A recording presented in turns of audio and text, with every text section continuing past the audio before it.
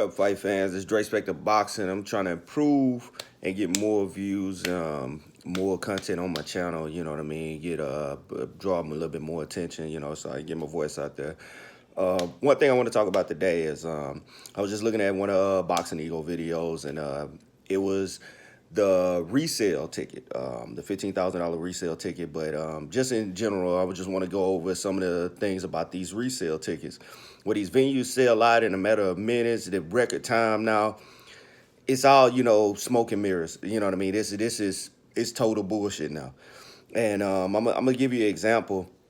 I'm from Houston. I'm from Houston, Texas, right? So I'm down here in Texas, and when ERROL Spence fought last in Dallas, I went up there to Dallas and watched the fight. And my ticket, probably, it wasn't a floor seat, couldn't get a floor seat.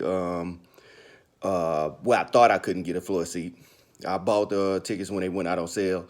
And I got a ticket that was, I guess, in the second tier of that Dallas stadium. It was in a practice facility, right? So when I got that ticket or whatever, man, I paid a buyer's fee, a seller's fee, all right? And this was off of SeatGeek. Now, fast forward to the next fight, this at Jerry's World. So I'm over there booking my hotel. I like to stay at the Hilton. So, I want to book it in advance, make sure I get everything paid for, have me and my wife can have a nice weekend out there watching the fight. Well, what happened this time is I never get my notification. Like, I normally get a notification for SeatGeek, well, not SeatGeek, just for fights.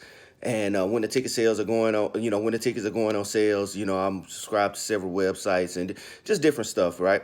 So I never did get a update. So come January 1st, I'm just, randomly, I just go through and say, damn, I haven't gotten my update to say when the Spence fight was going on sale. Mikey Garcia's Spence fight from Dallas Cowboy Stadium, when the tickets were going on sale. So I go and look, and the tickets have already been on sale, right?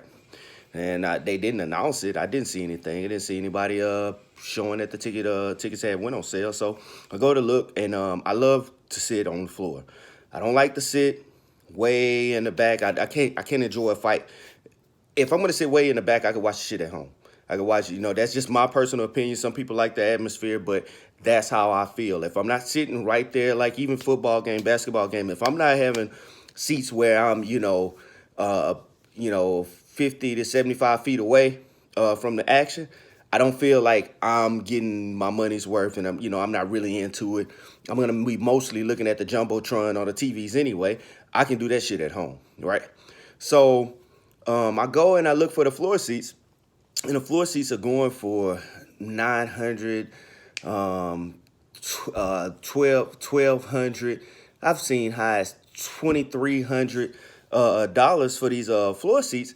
And I'm like, what the fuck? Like, I know these tickets don't cost this much, because I've been to different venues, and I've been to major sporting events, and and it just, I've seen all this what was going on. So I did a little research, and I'm looking at it. These are resold tickets. These tickets are now not the original tickets. Like, when you click on it to buy the ticket, you're not buying the ticket from the stadium anymore. The ticket has been sold. The tickets have been sold to these companies. These companies are then reselling these tickets for several $100s more. And that's what you always see now when you go and purchase these tickets. One thing you always see is I thought it was a buyer's fee. It's not a buyer's fee. It's a seller's fee. It says seller's fee, right? And then whatever price you pay for that ticket, they print that on your ticket. Like I do mine digital tickets, and which I hate now. So you never know what the original ticket costs. You only know what you had to pay for that ticket, right? And you just know that you now own that ticket, right? And you can resell that ticket for whatever price that you want, because that's the way that the world works now with the day and age of the internet. So now tickets that you're buying, they're never going to be the original price. These companies with massive amounts of money are buying these tickets day one, especially for the hot sporting events, and then they resell it. When it gets closer to the event, the tickets that can't be sold will be marked down again, and then you could probably buy a ticket week of the fight. You could probably buy, that's why they say these fights are sold out. They say these events are sold out, but then the week of the event, you got a hell of tickets you can still buy. the reason why, because they bought so many, they sold it out. They bought so many, these companies, and they jack the price up on the resale market. Then when it gets close to the fight and they haven't sold that ticket because the price is too high and nobody wants to pay $400 or $500 extra per ticket. You know what I mean? $400 or $500 extra per ticket, for good seats. Then they go and they cut that price down a little bit, right? By this time, I haven't made any plans to go. I'm not rich. I do very well, but I'm not rich. So I don't have, the income to week of the fight say, you know what, I'm going to buy this ticket and then I'm going to go fly. I can't make arrangements like that. But I work. My job don't let me make arrangements like that. I may have to, figure out a way to take off. It's not going to be enough time to plan to travel out of town and stuff. So, it's a big sham going on now. So, it almost turns me off to even going to events anymore. I've actually rented out a section at a local sports bar for me, family, and friends, so we can go and enjoy the fight. I'd rather use my $1,000, $1,500, $2,000 to do something like that and put on an event for my family and friends versus paying these second tier sellers. They making a middleman between you buying your ticket. Like, I don't want to pay you an extra $400 or $500 for me to to have my ticket. I should be able to go to the vendor, pay the vendor for the ticket, and be able to sit in the seat at a reasonable price.